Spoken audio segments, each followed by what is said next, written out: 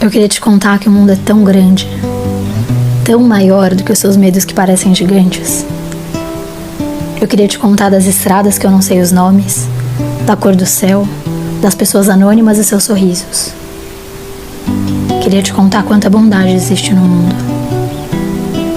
Eu queria te ver livre dos limites que você mesma criou pra si e chamou de verdades.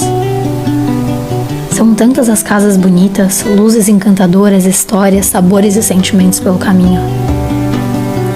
Não te digo pra viver os mesmos que eu, pra escolher o que eu acho melhor. Só desejo que você viva, que se permita, que experiencie qualquer coisa para além desse conforto repetido que você transformou em muros e chamou de segurança. Eu queria te contar que você também pode ir mais longe.